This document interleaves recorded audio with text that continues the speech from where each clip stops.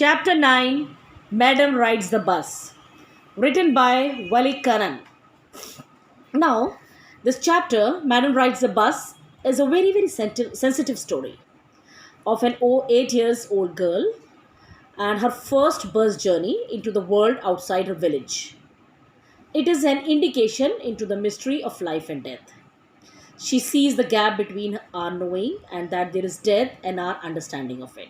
Means an 8-year-old girl first time undertakes a bus journey. She goes outside for the first time outside her village. And it is a really very sensitive account how she comes in contact with the world outside. Her journey by bus turns out to be a very brief encounter with the harsh realities of life. She sees many scenes, she realizes the presence of death, and it sensitizes her, makes her realize the world around. And not only this, she learns that there is much in the world beyond our knowledge and experience. So we start with the story. Madam rides the bus. There was a girl named Valiamai who was called Valli for short. She was 8 years old and very curious about things. She was very inquisitive. Her favorite pastime was standing in the front doorway of her house. So this was her favorite pastime. She used to stand on the doorway of her house, watching what was happening in the street outside. There were no playmates of her own age on her street, and this was about all she had to do. But for Valli, standing at the front door was every bit as enjoyable as any of the elaborate games other children played. Watching the street gave her many new, unusual experiences. She had so many experiences just standing on the front door because there was no playmate of her age. The most fascinating thing of all was the bus that traveled between her village and the nearest town. So the most attractive thing which she liked was the bus which traveled between her village and the town. It passed through her street each hour, once going to the town and once coming back. The sight of the bus filled each time with a new set of passengers was a source of unending joy for Valli. So this was the most enjoyable time of her life. Day after day, she watched the bus, and gradually a tiny wish crept into her head and grew there. She wanted to ride on that bus, even if just once. So day after day, when she was watching this bus and the passengers there, a small wish came into her head. She also wanted to ride on the bus. This wish became stronger and stronger until it was an overwhelming desire. Overwhelming desire means a great desire in her mind. She just wanted to go and ride on the bus. Valli would stare wistfully. Wistfully means longingly, desired in a very desiring manner, at the people who got on or off the bus when it stopped at the street corner. Their faces would kindle in her longings. Kindle means उसके अंदर एक longings को जगा देते थे. Kindle means set alight.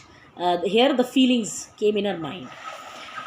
They kindle in her longings, the dreams and hopes that she also wanted to do.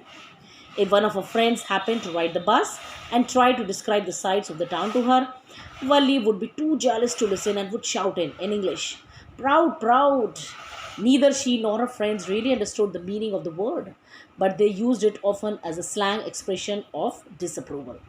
So whenever one of her friends they described the sights of the town, she would become so jealous and she would shout in English, "Proud, proud."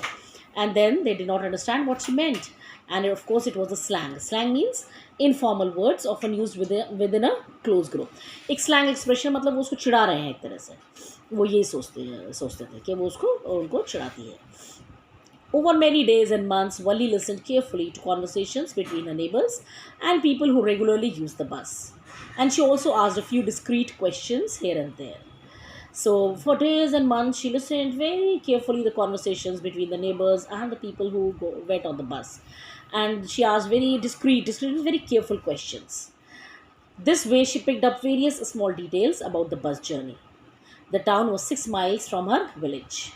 The fare was 30 paise one way, which is almost nothing at all. She heard one well-dressed man say, but to Valli, who scarcely saw that much money from one month to the next, it seemed a fortune. So she once heard from a person that 30 paise was nothing, but for her it was a fortune. उसके लिए तो बहुत ज़्यादा पैसे थे. The trip to the town took 45 minutes. On reaching town, if she stayed in a seat and paid another 30 paise, she could return home on the same bus. This meant that she could take the 1 o'clock afternoon bus, reach the town at 1:45, and be back home by about 2:45. On and on went her thoughts as she calculated and recalculated, planned and replanned. Now, see, she was so practical. She planned, she calculated beforehand what was going to happen. Then, well, one fine spring day, the afternoon bus was just on the point of leaving the village and turning into the main highway when a small voice was heard shouting, "Stop the bus, stop the bus!" And a tiny hand was raised commandingly. So one spring afternoon, bus was moving. It was just taking a turn when a small voice was heard, "Stop the bus."